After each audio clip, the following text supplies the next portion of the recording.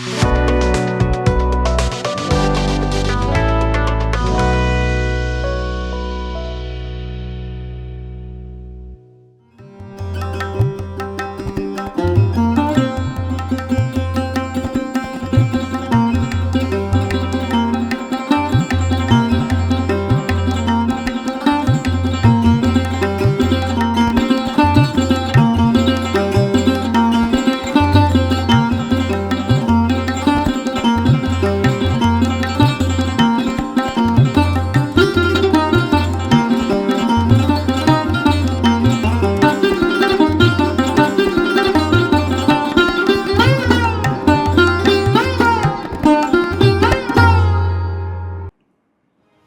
जीशु ख्रीष्ट अति बहुमूल्य नाम संपर्क इंडिया प्रस्तुत कार्यक्रम नुआ सकाल आशार आज अध्याय मुझे स्वागत जनाए।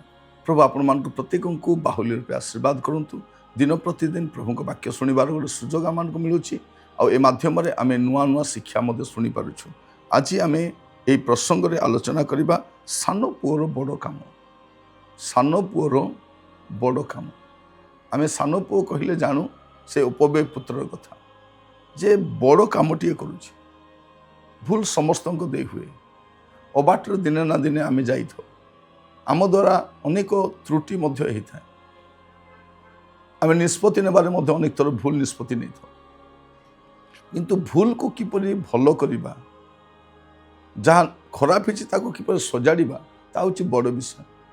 अनेक कौन करती जे भूल करी बसंती आ भाभी बसंती जे आउ मु पदे किछि करि पारिबि नाही, बोधे आउ सजाड़ी पारिबिनी, बोधे आउ मदे किछि हेई पारिबनी। किंतु एठी आमे देखुछु सान पुओर बड़ काम। ताको भूल रास्ता नेबा पे सांग माने मिसिले हुए तो ताको प्रवर्ताई थिबे सांग साथी सहित मिसिक से अनेक अबाटर चलीगला। निजे भी करि थाई पारे टिके बाहर जीवे बुलिबी जीवन काटिबे मोर जीवन मोर इच्छा ए प्रकार हेई पारे। किंतु गोटे समय आसुछि से भूल तो कला किंतु गोटे बड़ काम करुछि से कौन से फेरिबा पई निष्पत्ति नउछि। आम हिंदी में गोटे कथा कहती जब जागो तब सवेरा। जत आम जागृत होगा आम भूल रु फेरिबा पई आम पई गोटे सकाळ अछि। अंधार सेतले पर्यंत थिबो जत आम उठिबा नहीं, जागृत होगा नहीं। आम जीवन अनेक त्रुटि करिछु आमे किंतु भूल रे रहिबा नहीं, सेठु बाहरिबा पई चेष्टा करिबा। नुआ सकाळ आशा प्रतिदिन गोटे नुआ संवाद दिए आपन जीवन को सजाड़िबा पई। केवल आशीर्वाद युक्त संवाद आमे कहि न थाउ, किंतु जीवन सजाड़िबा पई, पापरु फेरिबा पई, मंदतर फेरिबा पई समस्त विषय रे आमे आपन को सामग्रिक भाव में गुड़े विषय कहबा पई चेष्टा करिथौ। गोटे बृहत धरणर शिक्षा आपन को सम्मुख रखिबा पई जा प्रतिदिन आपन गोटे नुआ संवाद सुनि पारिबे। आज आम देखुचु सान पुओर बड़ काम। से बड़ काम कौन कला लुक तार 15 पर्व 17 पद देखुचु।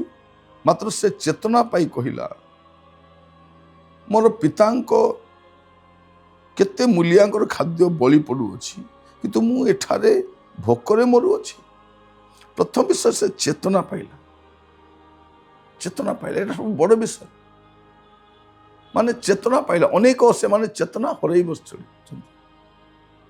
से पापर रही किंतु चेतना पाऊना जे मु कहीं फेरी जीवी नहीं, मो बापा को घर कहीं फेरी जीवी नहीं, मो प्रभु को गति कहीं फेरी जीवी नहीं, मो मंडली को कहीं फेरी जीवी नहीं, मो सहभागिता कहीं फेरी जीवी नहीं। मु तो पूर्वे भल अवस्था थी आज एठी आसी मु खराब रे अच्छी कहीं बापा को घर को बाहुरी जीवी नहीं। प्रथम विश्वास से कौन कौन अनुभव कला तार परिस्थिति को जे मो घरे तो लोक माने मूलिया माने एते खाद्य खाऊछंती, आराम रे खाऊछंती, खाद्य बलि पड़ुछि, इठी मु घुसुरी चराउछि, मोर अवस्था ए प्रकार है। प्रथम विषय से अनुभव कला।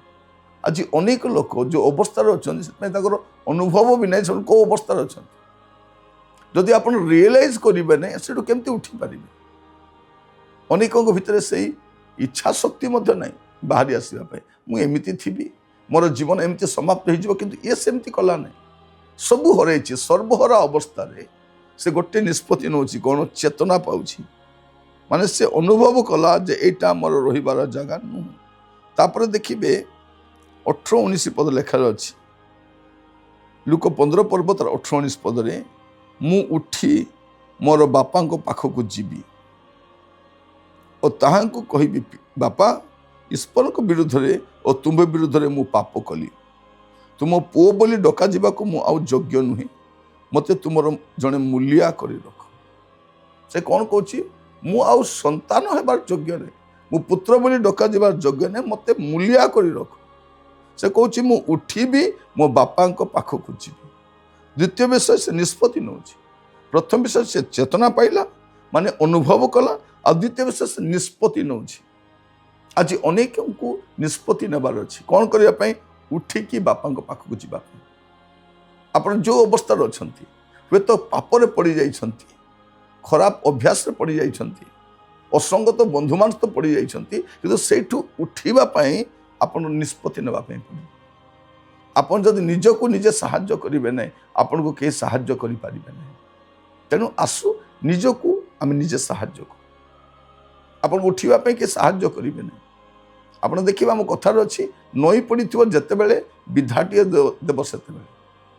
ନଈବା ଲୋକକୁ କେବଳ ପ୍ରଭୁ ହିଁ ଉଠାନ୍ତି। ଆପଣ ଯଦି ଉଠିବା ପାଇଁ ଇଚ୍ଛା କରିବେ, ପ୍ରଭୁ ଆପଣଙ୍କୁ ହାତ ଧରି ଉଠାଇବେ। ନଈ ପଡ଼ିବା ଲୋକ ସେ ଉଠାନ୍ତି, ଲୋକମାନେ ବିଧା ଦିଅନ୍ତି, କିନ୍ତୁ ସେ ଉଠାନ୍ତି। ଆପଣ ନିଷ୍ପତ୍ତି ଗୋଟେ ନିଅନ୍ତୁ, ଉଠିବା ପାଇଁ ପ୍ରଭୁ ସାହାଯ୍ୟ କରିବେ।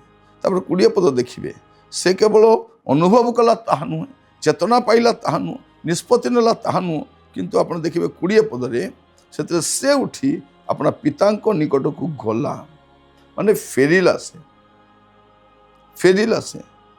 ଗଲା, କିନ୍ତୁ ସେ ଦୂରରେ ଥାଉ ଥାଉ ତାହାଙ୍କ ପିତା ତାହାକୁ ଦେଖି ଦୟାରେ ବିଗଳିତ ହେଲେ ଓ ଦୌଡ଼ି ଯାଇ ତାହାକୁ ଆଲିଙ୍ଗନ କରି ସ୍ନେହରେ ଚୁମ୍ବନ ଦେଲେ। ମାନେ ସେ ଯିବା ପୂର୍ବରୁ ବାପା ବି ପ୍ରସ୍ତୁତ ଅଛନ୍ତି। ବାପା ଅନେଇକି ରହିଛନ୍ତି ପୁଅ କେତେବେଳେ ଫେରିବ। ପ୍ରଭୁ ଚାହିଁଛନ୍ତି ଆପଣଙ୍କ ଫେରିବା ରାସ୍ତାକୁ ଅନେଇକି, କେତେବେଳେ ମୋ ପୁଅଟିଏ ଫେରିବ, କେତେବେଳେ ମୋର ଝିଅଟିଏ ଫେରିବ। ଆପଣ ପ୍ରଭୁଙ୍କର ସମ୍ପତ୍ତି, ପ୍ରଭୁଙ୍କର ଜ୍ଞାନ, ପ୍ରଭୁ ଦେଇଥିବା ଟ୍ୟାଲେଣ୍ଟ ଏସବୁକୁ ନେଇ ଜଗତରେ ବିନିଯୋଗ କରି ସାରିଛନ୍ତି, ନଷ୍ଟ କରି ସାରିଛନ୍ତି।